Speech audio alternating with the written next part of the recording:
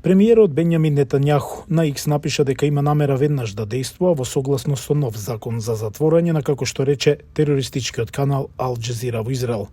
Тој рече дека Ал Џезира действувала против израелската безбедност, активно учествувала во масакр на Хамас на 7 октомври и поттикнала насилство врз израелските војници.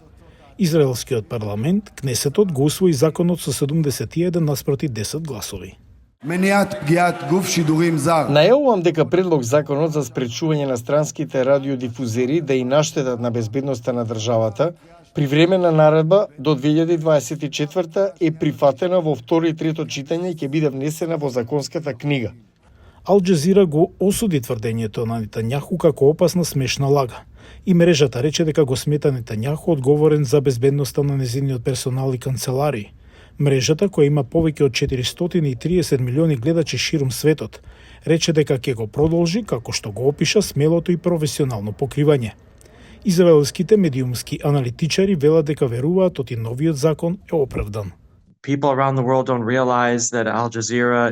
Луѓето ширум светот не сваќаат дека Ал Џезира е државен медиум на Катар, дека промовира многу непријателска агенда кон Израел. Имаше многу неточни извештаи во текот на војната, тие сакаат да спречат понатамошна штета. Но Хофман додава дека влијанието на забраната може да биде символично за владата на Нетањаху, која се соочува со жестоки протести надвор и внатре во Израел. Има ограничување од 45 дена. И иако може да се обнови, треба да се користи само за време на војна, а израелците се надева дека војната ќе заврши наскоро.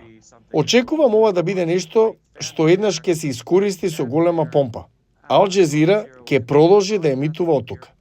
Еве што кажа администрацијата на САД. Ваквиот потек е загрижувачки. Ние веруваме во слободата на печатот. Тоа е критично важно. САД ја поддржуваат критично важната работа на новинарите ширум светот, а тоа ги вклучува и оние кои известуваат за конфликтот во Газа. Новиот закон доаѓа додека Катар се обидува да постигне договор за ослободување на десетици израелски заложници во замена за привремен прекин на огнот. Некои аналитичари велат дека новиот закон може да ги искомплицира тие напори.